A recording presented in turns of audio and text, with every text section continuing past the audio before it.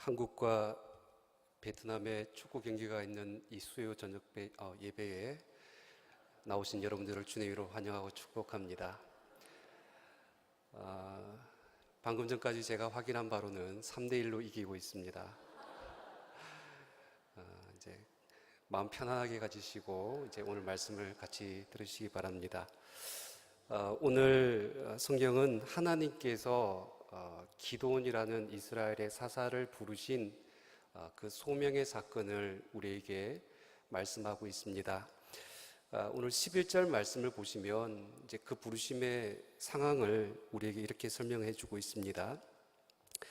다 읽지는 않겠지만 보세요. 여호와의 사자가 아비에셀 사람 요아스에게 속한 오브라에 이르러, 이제 지명입니다.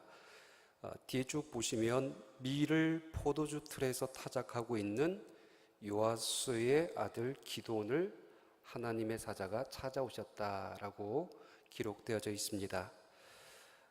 오늘 본문에서 그러니까 밀을 포도주 틀에서 타작하고 있는 이 기드온의 모습은 그러니까 당시 기드온의 상황뿐만 아니라 이스라엘이라는 민족이 처해 있는 그 시대의 상황, 그 시대의 배경을 우리에게 함축적으로 나타내는 말씀이라고 할 수가 있습니다. 여러분, 밀을 포도주 틀에 타작한다. 이것은 추수하는 정상적인 방법이 아닙니다. 보통 밀을 타작할 때는 넓고 평평하고 그리고 바람이 불고 그리고 넓은 그 마당에서 소와 나귀를 이렇게 돌려가면서 타작하는 것이 정상적인 모습이죠. 근데 지금 포도주 틀에 이 밀을 타작하고 있다라는 이 말의 의미는 아주 좁은 공간에서 이것을 하고 있다라는 것입니다. 왜 그럴까요? 오늘 기드온이 이렇게 하는 이유가 있습니다. 누군가 사람들이 이 모습을 보면 그가 가지고 있는 곡식을 빼앗길까봐 몰래 숨어서 타작을 하고 있었다라는 것을 말씀하고 있는 것입니다. 당시 이스라엘의 그 상황은 미디안이라는 이방인 나라와 그리고 주변에 있는 많은 나라들로부터 7년이라는 시간 동안 아주 극심한 약탈과 침략을 당했던 시대였습니다. 여러분, 여호수아 때에 이스라엘 백성들이 가나안 땅을 정복했잖아요. 하지만 사사시대에 이르러서는 하나님 앞에 이스라엘 백성들이 악을 행함으로 하나님 앞에 우상을 섬김으로 말미암아 다시 그 땅이 역정복을 당하게 되는 그런 상황 가운데 놓여지게 되는 것입니다. 읽지는 않았지만 6장 2절 말씀을 한번 봐주세요. 2절 말씀에 보면 미디안의 손에 이스라엘을 이긴지라 이스라엘 자손이 미디안으로 말미암아 산에서 웅덩이와 굴과 산성을 자기들을 위하여서 만들었다라고 기록되어져 있습니다. 여러분, 왜 굳이 산에 가서 살고 있습니까? 번듯한 집에서 편안하게 머물러 있지 아니하고 산에 가서 웅덩이에서 그렇게 숨어서 왜 그렇게 지내고 있습니까? 그 3절 말씀을 보시면 나오죠. 이스라엘이 파종한 때면 미디안과 아말렉과 동방 사람들이 치러 올라오기 때문에 파종만 하면 씨를 뿌리면 그리고 그 씨를 뿌린 그 곡식의 열매를 추수할 때만 되면 모든 주변의 나라들이 다 달려드는 거예요. 그래서 그 모든 곡식들을 빼앗아 가고 심지어 모든 가축들마저도 남기지 아니하고 먹을 것을 남겨두지 않는 이제 이런 모습들을 이제 당시 상황으로 우리에게 설명해 주고 있는 것이죠. 6절 말씀도 보세요. 6절 말씀에 보면 이스라엘이 미단으로 말미암아 궁핍함이 심하였다. 그러니까 먹을 것이 없어서 굉장히 괴로웠던 그 상황을 우리에게 말씀해 주고 있는 것이죠. 오늘 이 기드온이 행한 그 밀을 포도주 틀에 타작하는 이 행동은 미디안 사람들을 향한 그 무서움, 두려움, 불안, 그리고 몰래 숨어서 할 수밖에 없는 그 시대의 모든 상황들을 우리에게 설명해 주고 있는 것입니다. 그런데 여러분, 오늘 성경에 등장하는 이 기드온의 처음 모습은 그러면 어떤 모습입니까? 기도는 어느 한 작은 시골에 농사를 짓고 있는 아주 평범한 농부, 촌부의 어떤 모습을 가지고 있습니다. 또 두려움에 사로잡혀져 있고 숨어서 눈치나 보고 있고 자신의 가족과 그리고 그 주변의 어떤 사람들로부터 먹을 끼니를 걱정하고 있는 너무나 소심하고 너무나 별 볼 일 없는 그런 한 사람의 모습을 우리에게 보여주고 있는 것이죠. 그런데 오늘 말씀을 이제 보시면 하나님의 사자가 기드온을 찾아와서 그에게 던지는 첫 마디, 그가 전혀 생각하지 못했던 그 말을 오늘 기드온을 향하여서 말씀하고 있습니다. 여러분 12절 말씀 우리 같이 읽겠습니다. 시작. 여호와의 사자가 기드온에게 나타나 이르되 큰 용사여 여호와께서 너와 함께 계시도다. 큰 용사여 여호와께서 너와 함께 계시도다. 여러분 이 상황에서 이 기드온의 모습을 보고 큰 용사라고 부르는 것은 맞지 않는 말입니다. 아무리 생각해도 지금 이 큰 용사와 기드온이라는 이 현실의 모습은 거리가 있습니다. 사람들 몰래 숨어서 포도줄 틀에 타작하고 있는 이 모습을 보면서 하나님께서 하신 이 첫 마디는 사실 기드온이 받아들일 수 없는 부르심이라고 할 수가 있는 것이죠. 그렇다면 왜 하나님은 이 기드온을 큰 용사라고 부르고 계십니까? 오늘 우리가 살펴볼 말씀의 핵심이 바로 이곳에 있습니다. 우리의 눈과 세상 사람들의 눈으로 볼 때 그 인생이 한없이 초라하고 그리고 보잘것없고 금 많고 그리고 그 인생이 너무나 작아 보이는 인생들이 있어요. 하지만 그 인생들을 향하여서 하나님께서는 큰 용사라고 보고 계시는 또 다른 인생이 그들 인생 가운데 숨겨져 있다는 겁니다. 먼저 우리가 오늘 말씀을 통해서 발견하는 아주 첫 번째 중요한 의미가 있다면 하나님은요, 한 사람을 들어서 소명을 주실 때에 현재 그 사람의 모습보다는 그 사람 속에 있는 소명과 미래를 바라보고 있다는 것입니다. 여러분 성경을 통해서 하나님을 부르심을 받는 그 수많은 사람들의 모습들을 한번 생각해 보세요. 그들의 현재 모습은 전혀 중요하지 않았습니다. 모세는 미디안 광야에서 양을 치고 있다가 떨기나무가에서 하나님의 부르심을 받았습니다. 다윗도 베들레헴에서 그 목동으로 양을 치는 그 가운데, 그리고 아모스도 드고아에서 목자로 양을 치고 있는 가운데, 엘리사도 12겨리소를 가지고 밭을 갈고 있는 가운데, 베드로도 갈릴리 호수에서 고기를 잡다가 그물을 깃고 있는 그 순간에 하나님께서 부르셨습니다. 저마다 다양한 모습으로 그들이 있는 각자의 삶의 자리에서 하나님의 소명을 받았습니다. 하지만 보세요. 그들 중 한 사람도 그 부르심을 받는 그들의 현재 모습을 보면 너무나 별 볼 일 없는 사람들이었습니다. 양을 치는 목자였고 밭을 가는 농부였고 그리고 고기를 잡는 어부들이었습니다. 그들의 현재의 모든 삶 속에서 하나님의 부르심을 받을 만한, 그 부르심을 입을 만한 자격이나 이유나 충분 조건이 아무것도 없었다는 것입니다. 오늘 기드온의 모습도 마찬가지입니다. 밀을 포도주 틀에서 타작하다가 부르심을 받았는데 기드온은 자기 자신이 얼마나 초라하고 그리고 얼마나 연약한 자인지를 스스로가 너무나 잘 알고 있었던 것이죠. 자기의 현재 모습에 대해서 오늘 기드온은 15절 말씀에 이렇게 말씀하고 있습니다. 15절 말씀 우리 같이 읽습니다. 시작. 그러나 기드온이 그에게 대답하되 오 주여 내가 무엇으로 이스라엘을 구원하리이까? 보소서 나의 집은 므낫세 중에 극히 약하고 나는 내 아버지 집에서 가장 작은 자니이다. 이 기드온이 스스로에 대해서 표현한 부분, 가장 작은 자이니이다. 그러니까 므낫세 지파 중에서 극히 약하고 나의 아버지 집에서 가장 작은 자임을 기도는 누구보다도 스스로가 현실을 직시하고 알고 있었다라는 것입니다.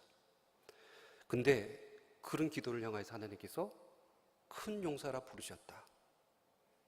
이거는 기도원이 자기 자신을 향한 평가와 하나님께서 기도를 향한 평가가 달랐다는 것입니다. 여러분, 이 차이가 어디에서 나눠지게 되었습니까? 우리는 하나님의 시선으로 기도원을 바라보았듯이 하나님의 시선으로 우리를 바라보아야 됩니다. 하나님께서는 우리를 부르실 때에 우리의 현재 모습이 아니라 장차 하나님이 그 사람을 들어서 사용하시고 이루어 가실 부르심의 소명을 따라서 그 사람을 평가하고 있는 것입니다. 앞으로 그가 감당할 그 사명에 따라서 하나님께서 그 사람이 어떤 자인가를 우리에게 말씀하고 있는 것입니다. 여러분, 성경이 또한 이것을 우리에게 증명해 주고 있습니다. 하나님께서 택하시고 부르시고 그리고 소명을 주실 때에 그 사람들을 한번 기억해 보세요. 하나님께서 그들을 어떻게 부르셨습니까? 예수님께서는 갈릴리 해변가에서 베드로를 처음 부르실 때에 그 베드로를 게바라라고 부르십니다. 반석이라는 뜻이죠. 후에 보면 이 베드로가 예수님 앞에서 주는 그리스도시요 살아계신 하나님의 아들이십니다라고 고백할 때에 예수님께서 뭐라고 말씀하십니까? 내가 이 반석 위에 내 교회를 세우리라 라고 말씀하시죠. 갈릴리 어부이고 무식하고 혈기 많고 너무나 단순한 이 한 사람, 하지만 그 한 사람을 통하여서 하나님은 이 땅 가운데 세우실 하나님의 교회를 보고 있었던 것입니다. 야복강가에서 하나님과 씨름했던 야곱, 하나님께서는 그 야곱을 더 이상 야곱이라고 하지 아니하고 이스라엘이라고 부르십니다. 야곱이라는 그 사람을 통하여서 아브라함과 이삭과 야곱에게 약속하셨던 큰 민족을 이루실 것을, 그 야곱의 허리로부터 12지파와 그리고 하나님의 나라가 이루어질 것을 하나님께서 보고 계셨던 것이죠. 아브라함은 어떻습니까? 75세의 갈대우르 땅에서 하나님께서 그를 불러내셨습니다. 창세기 17장 말씀에 보면 하나님께서 아브라함을 아브라함이라고 부르시죠. 그를 하나님께서 창대케 하여 주실 것이다 라고 말씀하십니다. 그리고 그를 열국의 아비로, 믿음의 조상으로, 복의 근원으로 세우실 것을 하나님께서 원하셨습니다. 그리고 그 하나님의 백성들이 정말 하늘의 별과 같이 그리고 바닷가의 모래와 같이 이 땅 가운데 가득한 그 하나님의 나라를 꿈꾸고 계셨다는 것이죠. 마찬가지로 오늘 기도원도 하나님께서 그를 큰 용사라고 부르시는 이유가 여기 있는 것이죠. 바로 하나님께서 꿈꾸시고 이루실 미래가 바로 그 큰 용사라는 그 단어 안에 다 담겨져 있는 것입니다. 기도원은 고통과 압제에 신음하고 있는 이스라엘 민족을 구원하고 이제 사사로 부르심을 받아서 이스라엘을 다시 회복시키고 하나님의 거룩한 백성으로 다시 나아가게 하는 그 사명을 붙들고 서게 될 큰 용사로 이제 주님 앞에 서게 되는 것입니다. 사랑하는 성도 여러분, 동일한 부르심이 저와 여러분들 가운데 있음을 믿으시길 바랍니다. 현재 우리 모습은 중요하지 않습니다. 내 모습이 아무리 작을지라도, 기도원과 같이 아무리 별 볼 일 없는 인생이라 할지라도 하나님의 그 소명 앞에 서 있는 우리는 큰 용사임을 믿으시길 바랍니다. 그 소명 앞에 내가 진정으로 누구인가를 깨닫고 다시 한 번 더 이 소명을 따라서 하나님께 주시는 이 믿음의 길을 나아가시는 저와 여러분 되시기를 주님으로 축원드립니다. 우리가 오늘 본문에서 이제 계속해서 중요하게 보셔야 될 부분들이 한 가지가 더 있습니다. 왜 하나님은 이 기도원을 큰 용사라고 말씀하시는가? 사실 오늘 말씀을 읽다 보면 기도원이 자꾸 이것을 밀어냅니다. 이 말에 대해서 받아들이지를 않아요. 그리고 몇 번이나 하나님께서 왜 나에게 이런 말씀을 하시는지 이 내용에 대해서 또 질문하고 질문하는 내용들이 계속 뒤에 나옵니다. 과연 하나님께서 말씀하시는 큰 용사의 의미는 무엇입니까? 오늘 12절 말씀을 우리 같이 읽겠습니다. 시작. 여호와의 사자가 기드온에게 나타날 때 큰 용사여 여호와께서 너와 함께 계시도다 하며. 이 말씀이 중요합니다. 여러분 한글 번역 순서로 보시면 먼저 하신 말씀이 이제 큰 용사여입니다. 그 다음에 나오는 말씀이 여호와께서 너와 함께 계시도다 이렇게 번역되어져 있죠. 하지만 히브리 원어와 영어 성경 번역에 보면 이렇게 되어져 있죠. 예호바 임메카 여호와께서 너와 함께 계시도다. 기보르 헤아임 큰 용사여 여호와께서 너와 함께 계시도다라고 먼저 말한 다음에 바로 큰 용사여라고 말씀하고 있습니다. 이 말의 의미는 여호와께서 너와 함께 계시기 때문에 바로 내가 큰 용사이다 이 사실을 말씀하고 있는 것입니다. 오늘 16절 말씀도 보세요. 여호와께서 그에게 이르시되 내가 반드시 너와 함께 하리니 내가 미디안 사람 치기를 한 사람을 치듯 하리라 하시니라. 이 말씀 순서를 보세요. 내가 반드시 너와 함께 할 것이다. 그렇기 때문에 미디안이라는 저 수많은 그 적군들을 한 사람을 치듯이 칠 수 있다는 이 사실을 말씀하고 있는 것이죠. 사사기 7장으로 넘어가시면 미디안의 13만 5천 명의 군대가 이스라엘을 침략합니다. 그때에 이스라엘의 군대는 몇 명입니까? 그렇죠. 줄여서 하나님께서 300명을 보내시잖아요. 근데 그 수많은 군대를 정말 하나님께서 한 사람을 치듯이 완전히 물리치시죠. 그 승리의 이유가 무엇입니까? 바로 기드온과 그 300용사와 하나님께서 함께 하시기 때문에 이러한 역사가 일어났다라는 것입니다. 여러분, 큰 용사는 바로 하나님이 함께 하시는 사람입니다. 주님이 함께 하시면 작아도 강한 자가 됩니다. 내 스스로가 큰 용사가 되는 것이 아니라 내 힘이 나를 큰 용사로 만드는 것이 아니라 하나님께서 함께 하셔서 내가 하나님 앞에 큰 용사가 되게 하십니다. 우리 인생의 크고 작음은 우리의 손에 달려져 있는 것이 아니라 하나님의 손에 달려져 있음을 믿으시길 바랍니다.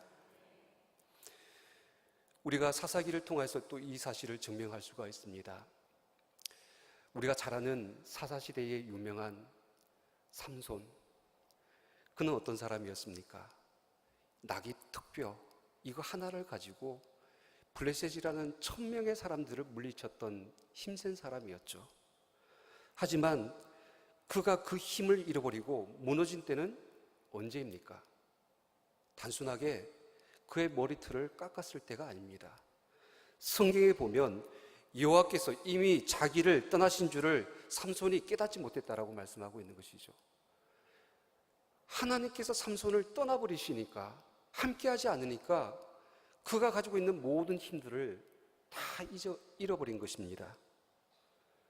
그런데 그의 인생의 그 마지막, 블레셋에 사로잡혀서 두 눈이 뽑히고 연자맷돌을 돌리고 있는 그 상황 가운데서 그 삼손이 하나님 앞에 기도하지 않습니까?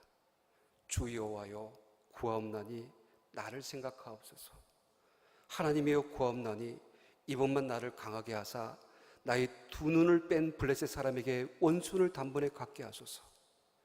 하나님께서 함께해 주시기를 기도하는 그 순간에 하나님께서는 삼손이 그동안 살아오면서 죽였던 그 모든 사람들보다도 더 많은 적군들을 그 마지막 순간에 물리쳤더라고 성경이 우리에게 말씀하고 있습니다.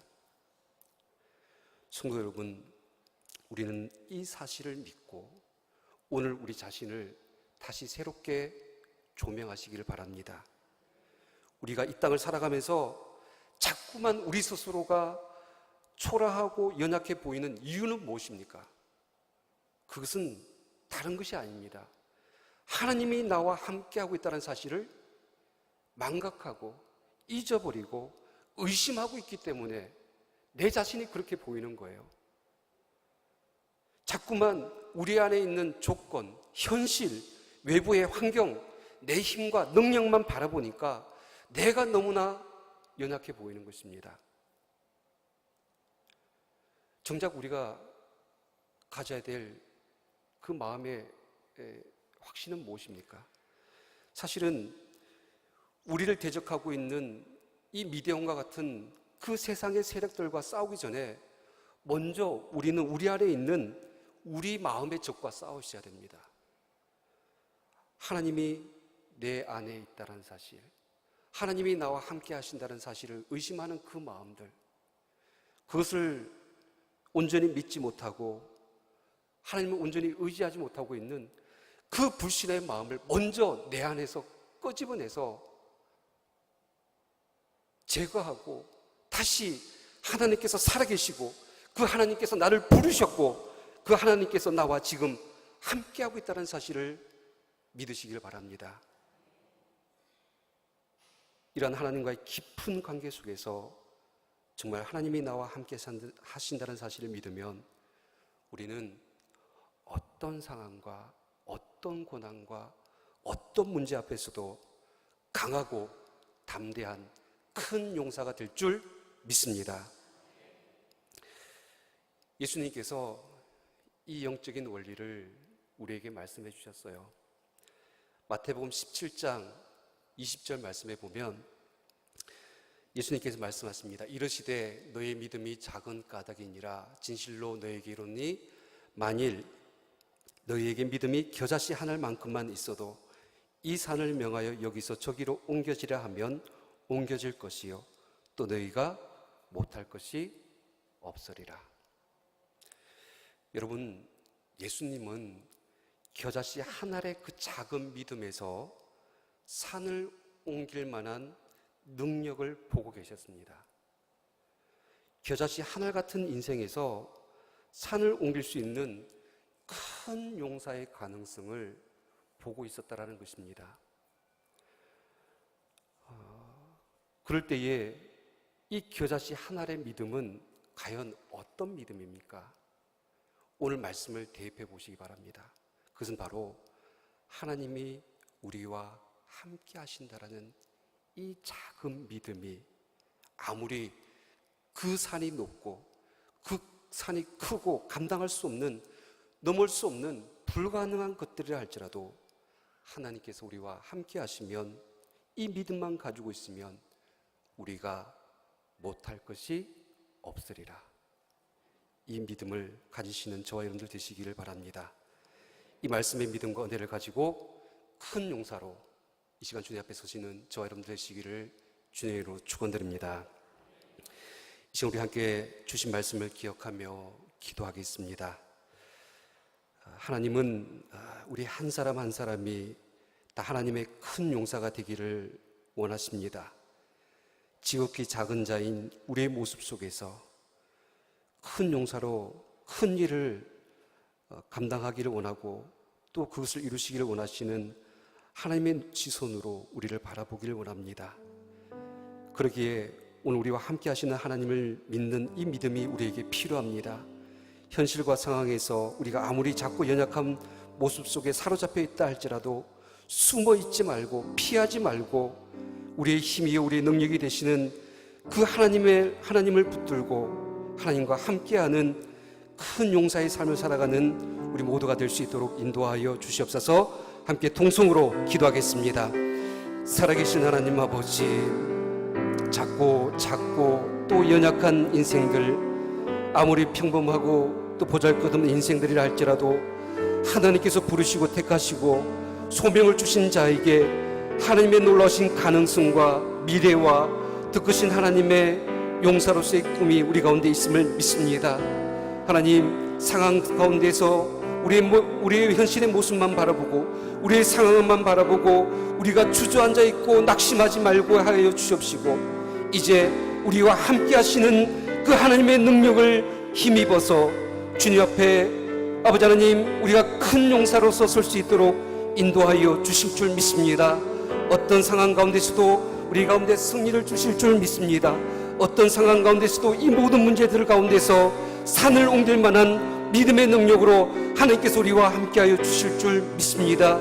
하나님, 우리에게 이 믿음을 주시옵소서. 우리에게 이 능력을 허락하여 주시옵소서. 하나님께서 우리와 함께하심을 날마다 믿음으로 확신할 수 있도록 인도하여 주시옵소서. 이어서 기도합니다. 나라와 민족을 위하여서 기도하여 주시고, 예수 그리스도의 피값으로 세우신 하나님의 몸된 교회가 하나님의 큰 용사로서 쓰임받는 군대가 되게 하여 주시옵시고, 복음의 능력을 나타내야 할 때에 만천백의 비전을 우리 가운데 속히 이루어 주시옵소서. 세우신 담임 목사님 안식 열정 가운데 하나님께서 충만한 힘과 회복을 허락하여 주시옵시고, 안식년 이후에 더 크신 인도하심으로 능력으로 우리 목사님의 목회의 지경을 넓혀주시기를 기도해 주시기를 바랍니다. 이 무더운 여름이 지나가고 이제 계절이 바뀌는데 온 성도들 이제 정규인 특별 가을 새벽 기도회를 통하여서 하나님께서 예배하신 큰 은혜를 받게 하여 주시옵시고, 교회 양육 프로그램과 제자훈련과 전도훈련 사역 가운데 우리 교회 모든 성도들이 평신도 사역자로 든든히 세워지는 은혜의 역사를 허락하여 주시옵소서. 병중에 있는 환우들과 장례당한 유가족들 위해 하나님의 유료가 있게 하여 주시옵시고, 오늘 주간에서 예배드리는 6, 7, 8, 9 여전도회 위에 더 크신 하나님의 기름 부으심으로 함께해 주시기를 함께 통성으로 기도하겠습니다. 살아계신 하나님 아버지, 이 나라의 민족을 하나님께서 맡깁니다. 하나님께서 국민을 여겨주시고 불쌍히 여겨주셔서 하나님의 거룩한 제사장 날 하나님의 거룩한 백성으로 하나님께서 세워주시옵소서. 이 민족을 향해서 하나님의 심판과 하나님의 정말로 징계와 하나님 앞에 두렵고 떨림으로 서기를 원합니다.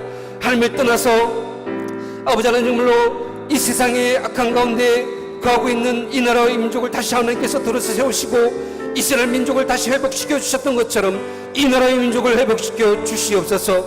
이를 위해서 한국교회를 들어서 사용하여 주시옵시고, 우리 천안교회가 이 마지막 때에 하나님의 놀라신 구원의 아버지는 파워는 방주로서 복음의 파수꾼으로서 귀한 사명 감당할 수 있도록 인도하여 주시옵소서.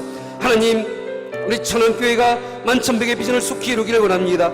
하나님께서 들어서 사용하여 주실 때에 큰 용사로서 하나님의 군대로서 이 세대와 이 나라와 아버지 하나님, 이 거짓된 이 세력들을 아버지 악한 세대를 이겨나가는 하나님의 군대로 세워주시옵소서. 담임 목사님 안식 열정 가운데 하나님께서 충만한 신과 회복을 허락하여 주시옵시고, 하나님 건강으로 붙들어 주시옵시며, 하나님 이제 돌아오는 그 모든 발걸음 가운데 하나님께서 안전과 하나님 모든 건강으로 붙들어 주실 때에 안식년 이후의 모든 사역 가운데 목회 예정 가운데 특크신 하나님의 능력으로 그 목회의 모든 예정과 지경들이 넓혀지는 은혜의 역사를 허락하여 주시옵소서.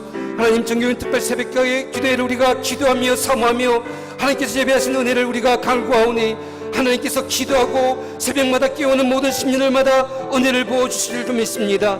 말씀으로 다시 우리를 새롭게 하여 주시옵소서. 교회 양육 프로그램과 제자훈련과 전도폭발 사역 가운데 많은 성도를 참여하여서 평신도 훈련자로 주님 앞에 세워지는 은혜를 허락하여 주시옵시고, 병중에 있는 환우들 주님께서 붙잡아 주셔서 치유하여 주시고 역사하여 주셔서 하나님, 그들의 모든 질병보다도 더 크신 하나님의 능력이 그 주님이 우리와 함께 하심을 나타내어 주시옵소서. 오늘 예배드리는 6, 7, 8, 9 여전도의 아버지의 귀한 요정들 붙잡아 주셔서 귀한 사명 감당할 때마다 지혜 주시고 능력 주시고 성령의 충만하심을 허락하여 주시옵소서. 지금 우리 마지막 각자의 기도의 제목을 가지고 하나님 앞에 기도하기를 원합니다. 우리의 가정, 우리의 일터, 우리의 직장, 우리의 자녀를 붙들어 주시옵소서. 이 시간 우리의 마음의 소원과 간구를 주님 앞에 가지고 나아가오니 주님께서 들으시고 이 시간 우리 가운데 응답하여 주시옵소서. 함께 통성으로 기도하겠습니다. 살아계신 하나님 아버지, 우리의 마음과 상황, 우리의 아픔, 우리의 형편과 처지 어떤 상황 가운데 있다 할지라도 하나님께 기도하는 자, 하나님의 은혜를 구하는 자, 또 하나님의 앞에 겸손히 무릎으로 나아가는 모든 성도들에게 하나님께서 은총을 베풀어 주실 줄 믿습니다. 우리의 가정, 우리의 일터, 우리의 모든 직장, 우리의 모든 삶의 처소에서 하나님께서 우리와 함께 하심을 믿는 이 믿음을 가지고 날마다 승리하게 하여 주시옵소서. 아버지 하나님, 우리의 마음의 간구와 소원을 주님 앞에 아뢰기를 원합니다. 하나님, 우리의 생각이 주님보다 절대로 앞서가지 않도록 주님 인도하여 주시옵시고, 정말 하나님께서 앞서 예배하신 여호와의 일의 역사, 지금도 우리와 함께 하시는 임마누엘의 하나님의 역사, 아버지 하나님, 정말 우리의 모든 삶의 길을 예배하시는 하나님의 놀라우신 그 인도하심의 역사들을 우리 삶 가운데 허락하여 주시옵소서. 예수 그리스도의 이름으로